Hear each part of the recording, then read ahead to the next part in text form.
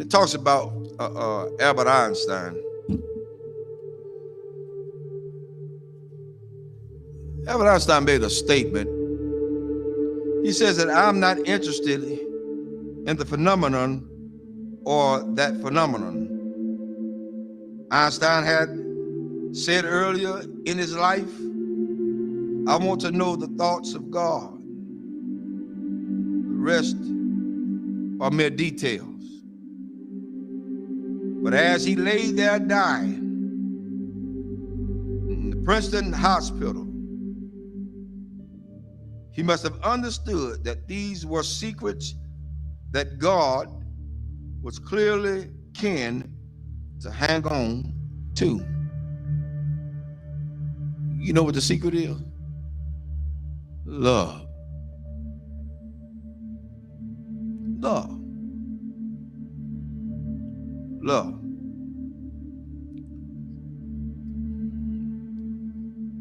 I'm going to share something tonight with everybody, and hopefully it'll hit close to home. To understand the mind of God is to understand the power of love. God is love. 1 John 4:8 says that God is love. Without love, there would be no forgiveness. Without love, there would be no structure. Without love, there would be no mercy. Without love, there would be no kindness.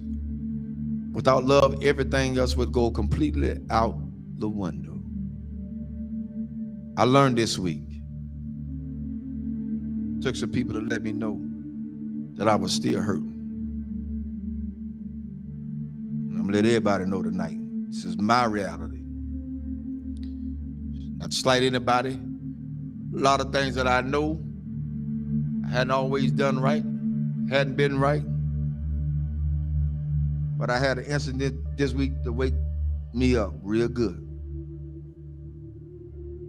At certain points, we can give our children what we didn't have so much until we forget about teaching them structure. This week, I learned at some point you won't be respected. And that's for everybody. You're not going to be respected because they feel the way they feel. They're emotionalized. They're emotional creatures. Therefore, they don't know. But I did the one thing I thought that I would never do. Turn and walk. That's where I was. But I found out that I had a whole halo of hurt that I'd never been released from.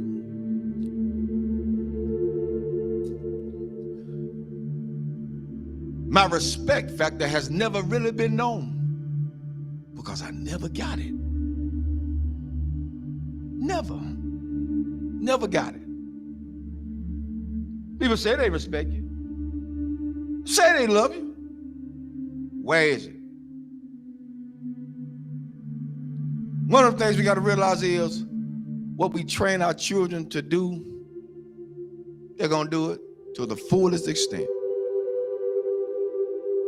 If you let them be into your business as adults, then they're going to have all rights and privileges to say what they want to say, not knowing the outcome of what could be. But I learned something. Even though I went through all that hurt and I'm still hurting, that's all right. I don't mind it. I'm going to go through this thing. I'm going to go through it. Because at this point, I don't owe nobody nothing. I owe God himself. For me, I did what I needed to do and walked away. I did what I had to do and walk away. And it ain't easy. It ain't easy trying to do right and you still get damaged. It ain't easy. God help me tonight. It is not easy. It is not easy to be in a place and feel like you're trapped. Because even when you do good, evil is always present. So you have to face the fact. That's why I said a lot of times, I've told people, and I still tell people today, don't hold me up as no God. Because I'm going to fall. And I'm going to make you fall. Don't hold me as no God. I'm going to make some decisions that folk just is not going to like. I'm going to turn over some chairs and some tables that people are not going to even be able to imagine that, whoa, the Reverend did that. Oh, yes, because I'm human. I'm human. I'm human. One thing I learned from all this is that you don't have to stay where you're not welcome. Thirdly, I ain't studying nothing nobody say. I came in this world alone. I'm gonna die alone. So you got to stand for yourself. I'm teaching my children that now, and I'm teaching them that from a distance right now. Because what could have happened didn't. And I love all of them. I love everybody. I love everybody. But there comes a point in your life you got to let go. You got to let go. How long do you have to put up with a lot of stuff? You did your part. You did what you can do. Now it's time to let them go. A lot of parents out there suffering now, and I'm telling all parents out there now, you done did all you could with your child. They're in their adulthood. They think they know it all. They done seen the world. They got more sense than you. Let them go. Release them in the Lord's hand. If you get in the way, you get in the way of God's hand. Get out the way. Because whatever God got for them, that's what he's going to get.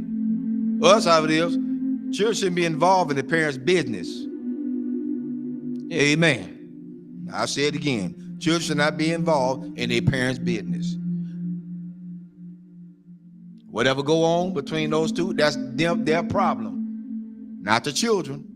But the children are affected by it. But guess what? It's up to those parents to sit the children down and talk to them together, not apart. Together. Together. You want to stop a whole lot of confusion?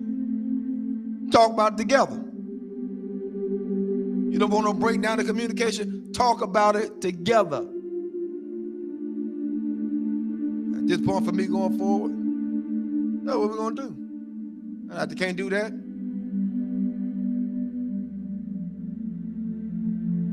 I ain't playing with them. There's a lot you can do. And God help me. I'm strong as an ox. But the Lord is a protector and a shield from everything. And Lord help me, I got the scars to prove it. Cried many a days. But I ain't got to cry no more. My mind's made up.